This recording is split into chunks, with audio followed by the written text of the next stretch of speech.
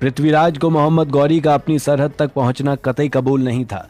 गौरी से निपटने के लिए उसकी सेना आगे बढ़ी और भटिंडा की तरफ आगे बढ़ी। उधर मोहम्मद गौरी ने भी खुद मोर्चा संभालने का फैसला किया। दोनों की सेना तराइन में आमने सामने थी। तराइन के मैदान में पृथ्वीराज के सैनिक मोहम्मद गौरी की फौज पर टूट पड़े। तराइन में मोहम्मद गौरी और उसकी फौज की बुरी गत हुई। मोहम्मद गौरी को पृथ्वीराज के भाई और दिल्ली के सामंत गोविंद राज ने भाला मारकर जख्मी कर दिया। अधमरी हालत में उसका एक सैनिक उसे लड़ाई के मैदान से बचा ले गया। कहा जाता है कि मैदान में पीठ दिखाकर भागते गौरी और उसके सैनिकों को पृथ्वीराज ने मारने का हुक्म नहीं दिया। माना जाता है कि यह आदेश न देना पृथ्वीराज की ऐतिहासिक भूल साबित हुई। इतिहासकार विघ्नेश कुमार त्यागी भी पृथ्वीराज के इस फैसले के बारे में यही राय रखते हैं। उनका मानना है कि जब गौरी और उसकी सेना युद्ध के मैदान से भाग रही थी तो पृथ्वीराज ने उनका पीछा करके उन्हें मरवाने का हुक्म नहीं दिया।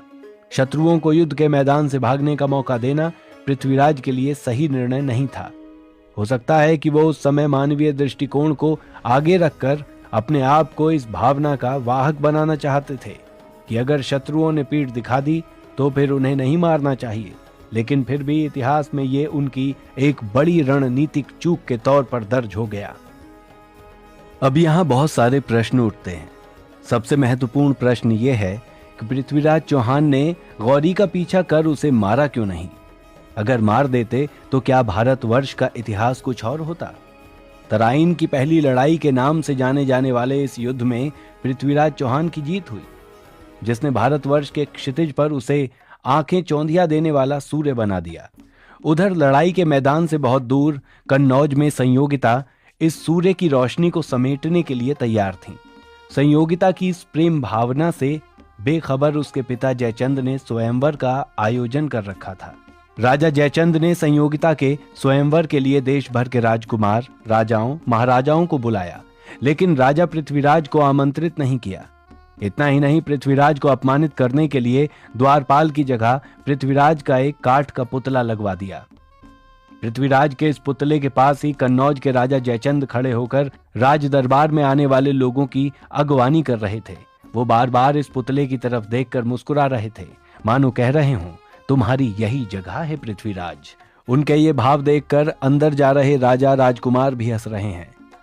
कुछ के लिए राजा पृथ्वीराज आज हंसी का पात्र हैं, तो कुछ के लिए उसका ये अपमान कौतूहल का विषय है। लेकिन राजा जयचंद और उनके ये मेहमान इस बात से अनजान हैं कि दरबार की इसी भीड़ में आम आदमी के भेष में खुद जीता जागता राजा पृथ्वीराज चौहान भी मौजूद है। इसी बीच राजा जयचंद अपने महल में पहुंचे अपने मेहमानों का हाथ जोड़कर अभिवादन करते हुए अपने सिंहासन पर पहुंच चुके हैं और बोलना शुरू करते हैं। ये मेरे लिए ही नहीं परंतु कन्नौज के परमवीर गहड़वाल क्षत्रिय वंश के लिए अपार प्रतिष्ठा का कारण है कि आप सभी राजा महाराजा युवराज मेरी पुत्री सौभाग्यवती संयोगिता के स्वयंवर में पधारे हैं। स्वयंवर की परंपरा के मुताबिक मेरी पुत्री संयोगिता स्वयं ही अपने वर का चयन करेगी। ये कहकर राजा जयचंद सेवकों को इशारा करता है कि संयोगिता को दरबार में बुलाया जाए। कुछ ही पलों में राजकुमारी संयोगिता वरमाला लेकर अपनी दासियों और रिश्तेदारों के साथ दरबार में पहुंची।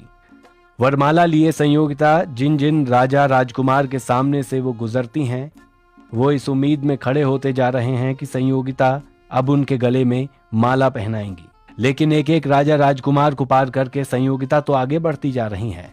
और ये क्या, दरबार के आसनों की पंक्ति के आखिर में संयोगिता ठीक वहीं जाकर रुकी जहां द्वारपाल के रूप में राजा पृथ्वीराज का आदम कद काठ का पुतला खड़ा है। संयोगिता ने बिना समय गंवाए पृथ्वीराज के पुतले को माला पहना दी। जैसे ही संयोगिता ने पुतले के गले में वरमाला डाली, दरबार में मानो अफरा तफरी मच गई। राजा जयचंद को भी मानो जोर का झटका लगा। वो गुस्से से चिल्लाए, संयोगिता, ये तुमने क्या किया? तभी भीड़ में मौजूद आम आदमी भेषधारी राजा पृथ्वीराज दरबार के बीचों बीच आकर जोर से चिल्लाते हुए कहता है, बिल्कुल उचित किया। और ये कहते ही राजा पृथ्वीराज राजकुमारी संयोगिता का हाथ थाम लेता है। दरबार में तलवारें खिंच जाती हैं।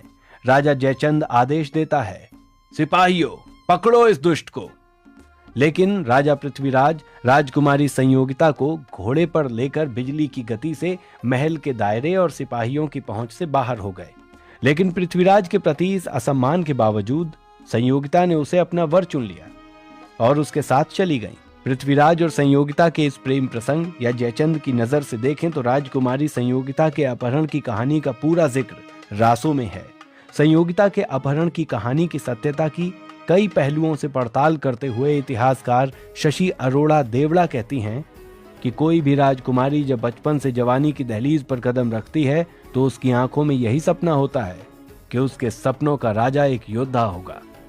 राजा पृथ्वीराज संयोगिता के समय के सबसे बड़े योद्धा थे, तो ऐसी स्थिति में संयोगिता का उनकी ओर आकर्षित होना कोई बड़ी बात नहीं थी। जिस तरह स्वयंवर के आयोजन में राजा जयचंद ने पृथ्वीराज को आमंत्रित न करके उनके गर्व और सम्मान को चोट पहुंचाई थी, उस लिहाज से जयचंद को सबक सिखाने की दृष्टि से पृथ्वीराज का जयचंद के दरबार तक पहुंच जाना भी कोई अनहोनी बात नहीं थी। तीसरी बात यह कि धर्मशास्त्र के अनुसार स्वयंवर भी एक स्वीकृत विवाह है, जो संयोगिता के साथ उसका विवाह या प्रेम प्रसंग होना भी कोई अनहोनी घटना नहीं थी।